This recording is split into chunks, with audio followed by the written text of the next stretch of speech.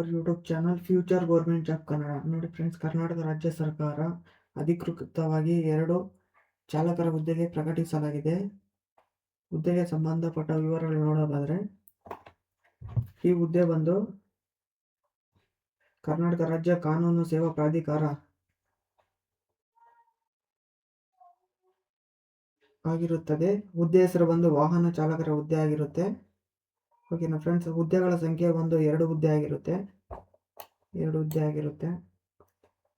ಮತ್ತು ಈ ಹುದ್ದೆಗೆ ಸಂಬಂಧಪಟ್ಟ ವೇತನ ಶ್ರೇಣಿ ನೋಡೋದಾದರೆ, ವೇತನ ಬಂದು 34,100ರಿಂದ 56,600ರವರೆಗೆ ವೇತನ ಶ್ರೇಣಿಯನ್ನು ನೀಡುತ್ತಾರೆ.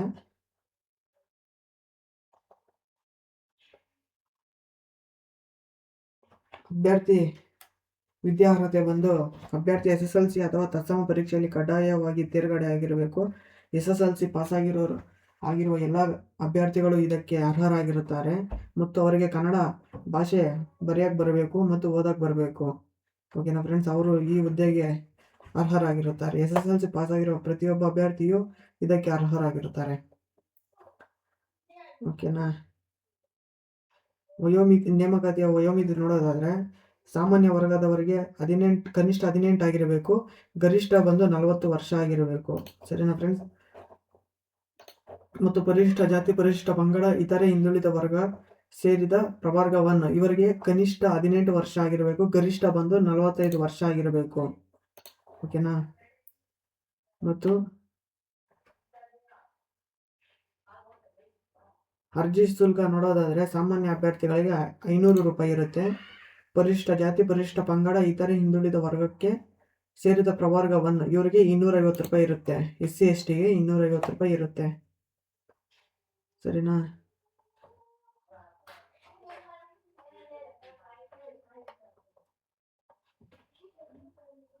ಮತ್ತು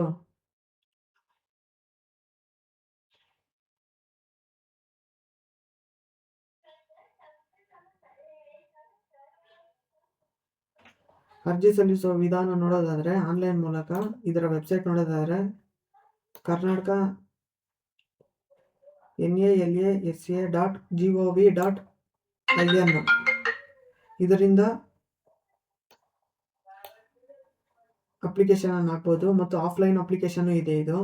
ಹಾಗೂ ಇದು ಆಫ್ಲೈನಲ್ಲಿ ಅರ್ಜಿ ಸಲ್ಲಿಸಬೇಕಾದ್ರೆ ಆಧಾರ್ ಕಾರ್ಡು, SSLC ಅಂಕಪಟ್ಟಿ, ಲಘು ವಾಹನ 4 ವೀಲರ್ ಮತ್ತು ಹೆವಿ ಮೋಟಾರ್ ವಾಹನ DL ಮತ್ತು ಪ್ರಮಾಣ ಪತ್ರ ಇರಬೇಕು. ಆದಾಯ ಪ್ರಮಾಣ ಪತ್ರನೂ ಇರಬೇಕು. ಜಾತಿ ಆದಾಯ ಪ್ರಮಾಣಕ್ಕೆ ಅಂದರೆ ಕ್ಯಾಸ್ಟ್ ಇನ್ಕಮ್ ಸರ್ಟಿಫಿಕೇಟ್ಗಳಿರಬೇಕು. ಇದಕ್ಕೆ ಆಫ್ಲೈನಲ್ಲಿ ನಾವು ಅರ್ಜಿ ಸಲ್ಲಿಸ್ತೀವಿ ಅಂದರೆ. ಸರಿನಾ.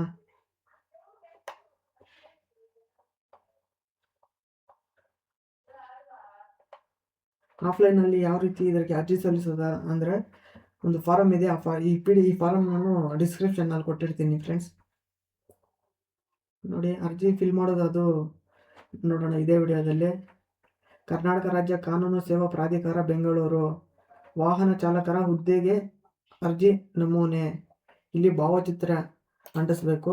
ಮತ್ತು ಅರ್ಜಿದಾರರ ಹೆಸರು, ನಿಮ್ಮ ಹೆಸರು, ಗಂಡ ತಂದೆ ತಾಯಿ ಹೆಸರು, ಗಂಡ ಅಥವಾ ತಂದೆ ಹೆಸರು, ಹುಟ್ಟಿದ ದಿನಾಂಕ, ಲಿಂಗ ಅಂದರೆ ಜೆಂಡರ್, ರಾಷ್ಟ್ರೀಯತೆ ಹಿಂದೂ, ಧರ್ಮ ಬಂದು ಯಾವುದಂತ ಆಗಬೇಕು, ಜಾತಿ ಆದಾಯ ಪ್ರಮಾಣ ಪತ್ರ ನಂಬರ್ ಮತ್ತು ಅದರ ಜೆರಾಕ್ಸನ್ನು ಅಟ್ಯಾಚ್ ಮಾಡಬೇಕು.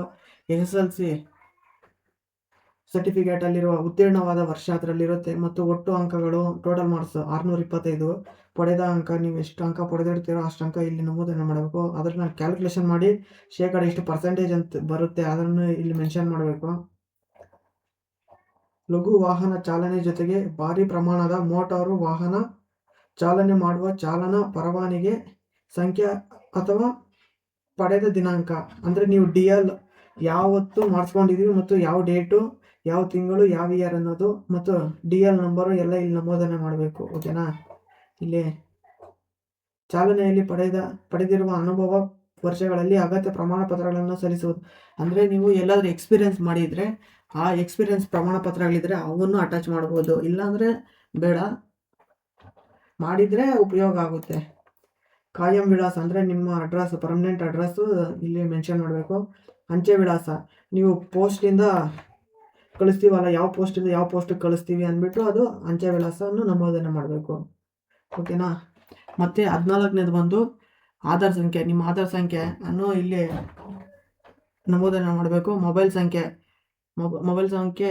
2 ನಮೂದನೆ ಮಾಡಿ. ಒಂದು ಆಲ್ಟರ್ನೇಟಿವ್, ಇನ್ನೊಂದು ಎಮರ್ಜೆನ್ಸಿ ಮೊಬೈಲ್ ಸಂಖ್ಯೆಯನ್ನು ಹಾಕಿ. ಇಮೇಲ್ ಐ ಡಿ ಮತ್ತು ಇದ್ರ ಜೊತೆಯಲ್ಲಿ ಈ ಫಾರಮನ್ನು ಫಿಲ್ ಮಾಡಿ ಅದ್ರ ಜೊತೆಯಲ್ಲಿ ಅಟ್ಯಾಚ್ ಮಾಡಬೇಕಾಗಿರೋದು SSLC ಅಂಕಪಟ್ಟಿ, ಚಾಲನಾ ಪರವಾನಿಗೆ ಅಂದರೆ DL, ಶುಲ್ಕ ಪಾವತಿ ರಸೀದಿ, ಅಮೌಂಟ್ ಕಟ್ಟಿರ್ತೀರಲ್ಲ, ಅಮೌಂಟ್ ಕಟ್ಟಿರೋ ಶುಲ್ಕ ಪಾವತಿ ರಸೀದಿ, ಆಧಾರ್ ಕಾರ್ಡು, ಶಾಲೆಯ ಮತ್ತು ಗಣ್ಯ ವ್ಯಕ್ತಿಯಿಂದ ಪಡೆದ ನಡೆತ ಪ್ರಮಾಣ ಪತ್ರ, ಅಂದರೆ ನೀವು ಎಲ್ಲಾದರೂ ಎಕ್ಸ್ಪೀರಿಯನ್ಸ್ ಆಗಿದ್ರೆ ಅದು ಪ್ರಮಾಣ ಪತ್ರ, ಇತರೆ ದಾಖಲೆಗಳು. ಇನ್ನು ಕ್ಯಾಸ್ಟ್ ಇನ್ಕಮ್ಮು, ಫೋಟೋ ಇರ್ತಾವಲ್ಲ ಅವೆಲ್ಲನೂ ಹಾಕಬೇಕು. ಓಕೆನಾ ಫ್ರೆಂಡ್ಸ್. ಇದು ಯಾವ ರೀತಿ ಇಲ್ಲಿ ನಾವು ಚಲನನ್ನು ಕೊಟ್ಟೋದನ್ನೋದು ಹೇಳ್ತೀನಿ ಫ್ರೆಂಡ್ಸ್.